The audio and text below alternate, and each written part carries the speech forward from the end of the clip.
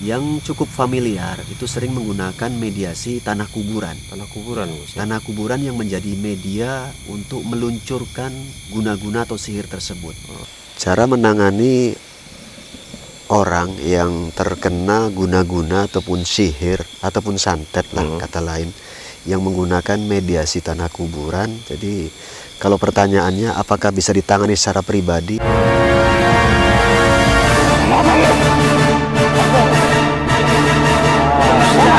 Dosa yang paling besar dan akan sangat bahaya bila musyrik terbawa mati.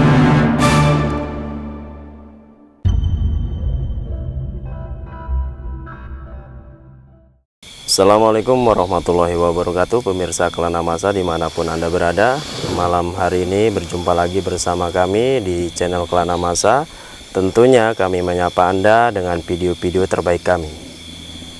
Oke, malam hari ini saya akan berbincang-bincang santai bersama Gus Iman mengenai hal-hal yang saya tidak tahu dan mungkin akan mewakili pertanyaan-pertanyaan penonton di luar sana. Assalamualaikum Gus Iman. Waalaikumsalam warahmatullahi. Bagaimana Gus Iman, sehat malam hari? Alhamdulillah sehat. Alhamdulillah. Jadi gini Gus, Ya. malam hari ini saya mau tanya-tanya lagi sama Gus Iman. Boleh. Mudah-mudahan nggak bosan Gus ya. Insya Allah tidaklah. Iya, Gus. Kita sempat semalam upload video tentang pembahasan tanda-tanda sihir atau guna-guna yang dikirim melalui tanah kuburan. Ya.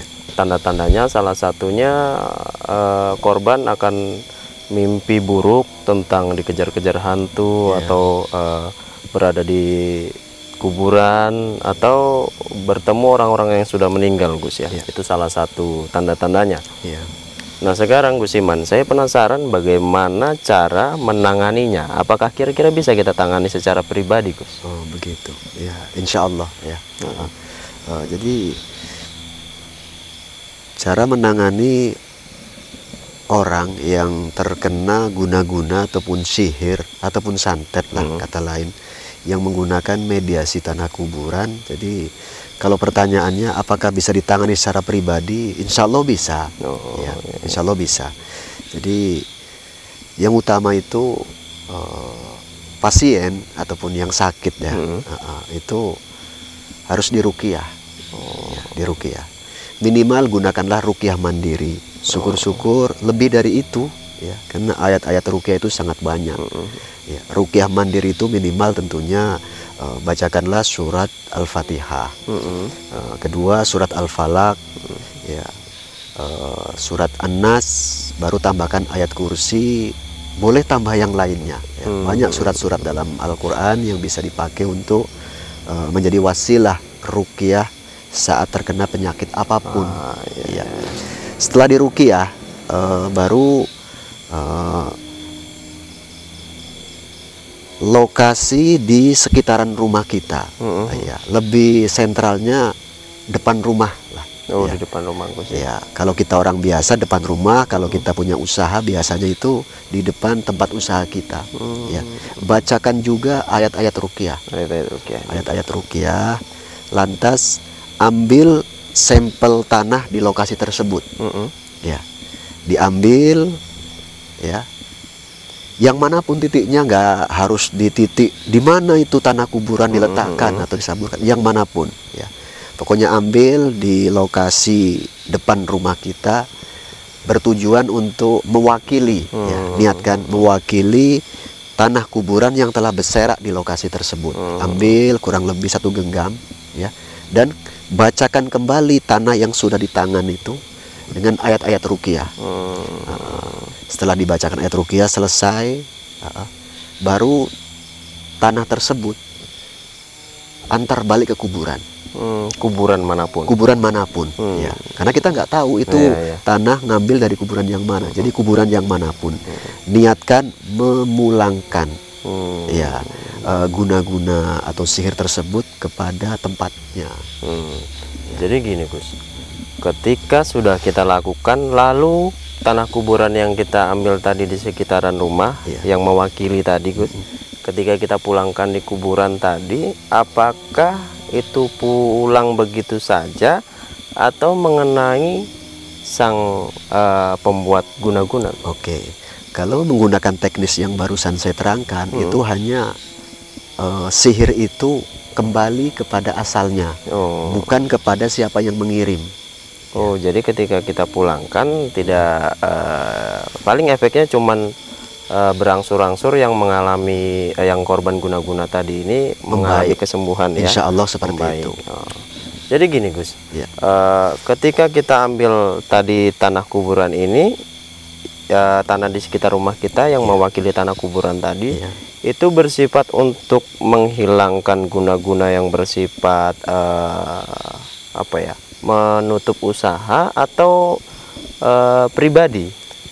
Itu tidak bersifat khusus, untuk umum.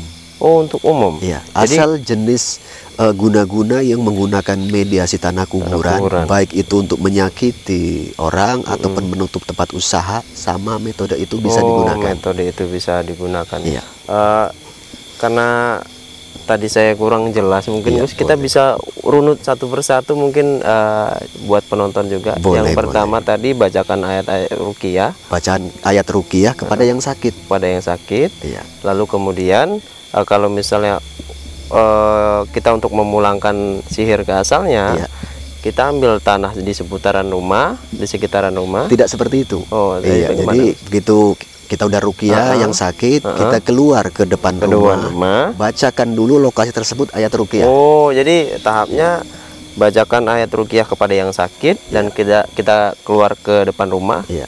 Lalu baca ruqyah lagi, dan kemudian kita ambil tanah yang tadi di sekitaran rumah. Setelah kita genggam, baca ruqyah balik. Baca ruqyah lagi, baru kita antar ke kuburan manapun. Itu sifatnya untuk menghilangkan guna-guna yang terlanjur dikirim ke kita. Insya Allah seperti itu. Gitu. Jadi Gus, setelah itu apakah nanti setelah dipulangkan tanah kuburan ini, itu yang dirasakan si korban langsung berefek atau berangsur-angsur membaik? Insya Allah asal yang melakukan proses tersebut ya imannya tinggi, biasanya spontan, spontan membaik. Tapi andai kata kok mungkin proses kesehatannya belum tuntas, ulang dan ulang di ruqyah yang sakit ini. Jadi yang terpenting tadi mediasi tanah udah kita pulangkan ke kuburan. Jadi ketika kita membacakan ayat ruqyah tadi, itu bisa kita langsung kita lakukan secara berulang-ulang. Iya, secara Tapi berulang. Ketika kita ngambil tanah kuburan ini tadi, cukup kita lakukan satu kali. Jadi setelah kita proses itu kita lakukan, baru setelah itu kalau misalnya dia belum sembuh juga, baru kita lakukan bacakan ayat ruqyah tadi balik ya. Gitu. Mudah-mudahan ya. Tapi yang menjadi benang merah saat menolong orang yang terkena hal seperti itu, tanamkan dulu dalam diri kita keyakinan mutlak kepada Allah. Harus yakin betul kepada Allah bahwasanya Allah akan meridhoi, mengabulkan apa yang kita hajatkan, yakni menolong sesama dan memulangkan guna-guna tersebut ke tempatnya. Jadi secara benang merah yang saya tangkap, kita jangan percaya sama ayatnya. Kita percaya sama yang punya Allah. Ayat gitu ya, sama Allah ya, yang menurunkan wahyu itu ya. Betul. Karena ayat ini hanya bagian daripada wasilah. Sebetulnya. Lagi-lagi kita jangan terfokus kepada ayatnya saja. Utama itu batin dan pikiran kita itu kemana gantungnya. Harus kita gantungkan kepada Allah. Jangan sama ayatnya. Betul. Ya gitu ya Gus ya. Kira-kira cukup sekian obrolan kita Gus tentang bagaimana cara menangani guna-guna ini tadi. Oke, saya rasa kalau untuk tentang bagaimana cara menangani dalam kondisi darurat ya, terkait tentang adanya hal seperti itu, saya rasa cukup. Mudah-mudahan Allah mengabulkan. Amin.